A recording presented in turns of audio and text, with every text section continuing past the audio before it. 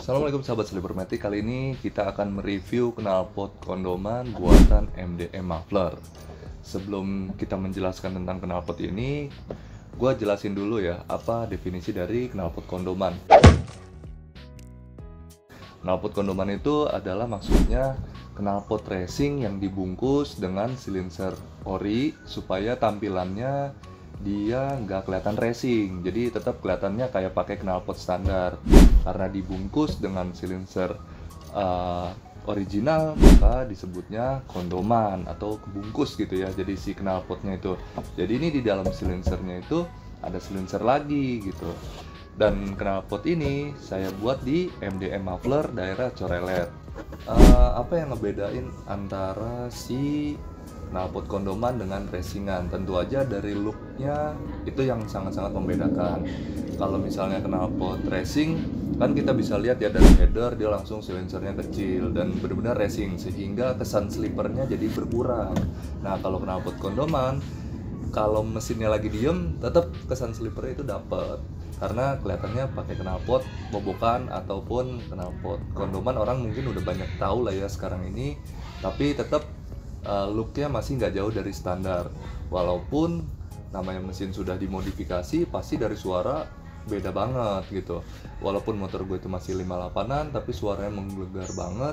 Orang udah tahu kalau ini udah nggak standar. Apalagi yang udah bore up 180cc, 200cc atau 250cc, itu ketika motor langsam aja suaranya beda. Jadi walaupun pakai silinser ori, knalpot kondoman, tetap orang udah tahu ini motor nggak bakal standar. Nah, kita review pertama apa aja yang udah dilakuin ubahan di MDM Muffler. Yang pertama adalah header. Untuk headernya ini udah pernah di-review sebelumnya. Dia pakai bahannya stainless. Harganya murah banget ini waktu itu. Pokoknya sama pasang sekitar 240.000. Ukurannya P1-nya adalah 28, lanjut ke 32. Nah, di sini juga gue tambahin sensor wideband ya. Jadi untuk mapping, jika mapping ngedyno itu wajib banget ada si sensor wideband ini atau lubang AFR ya bisa disebut. Nah ini gue kebetulan pasangnya di 5 pendawa sekitar 150.000. Di MDM Muffler juga bisa dan harganya sama juga 150.000. Nah untuk spek dalamnya ini kita menggunakan saringan modelnya setengah saringan, setengah lagi bor-boran.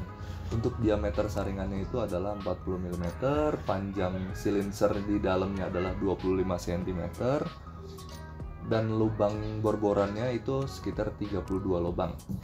Nah kelebihannya si knalpot kondoman ini juga pastinya dia suaranya bisa sesuai selera kita dan biasanya cenderung lebih adem. Apalagi kalau kita pilih yang full saringan atau enggak yang model bor-boran kayak gini.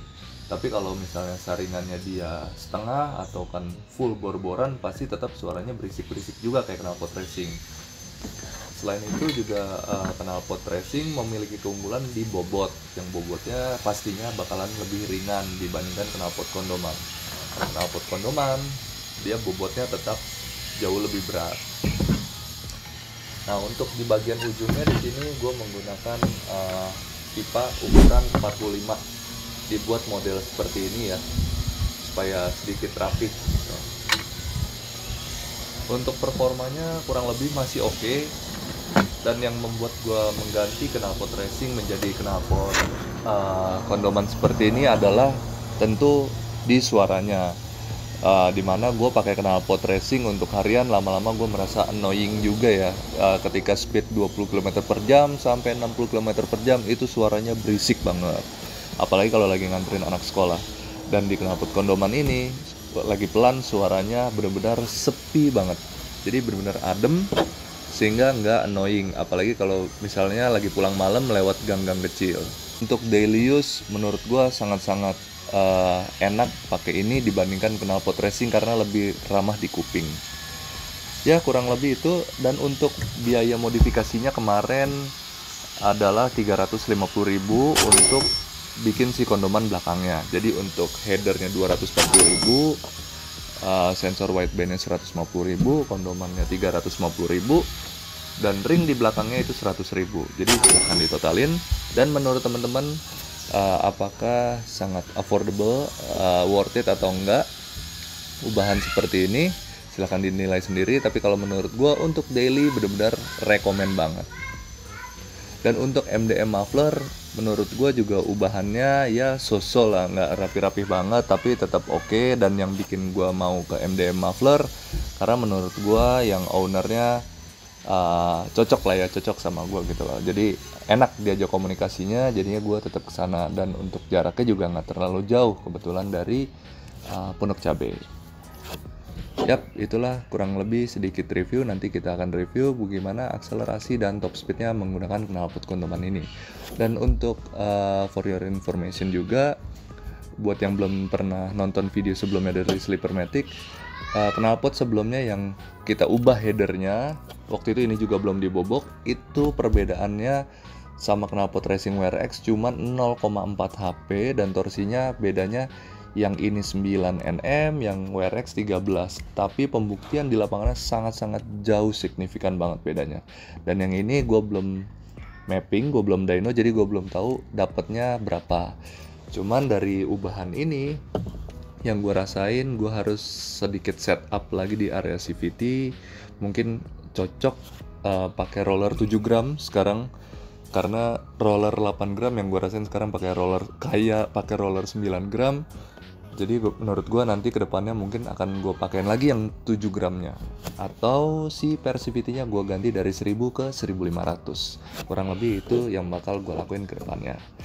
Oke, buat teman-teman yang kira-kira mau bikin knalpot Kondoman, bisa langsung datengin toko-toko terdekat. Ada WRC, ada SKR, ada MD Muffler, dan banyak toko-toko lainnya.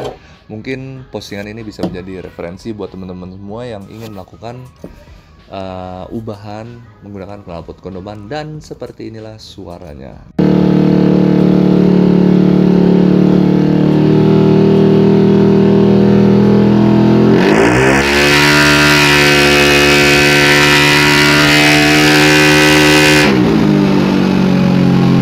Jangan lupa like, share, komen, dan subscribe channel YouTube Sleepermatic Squad.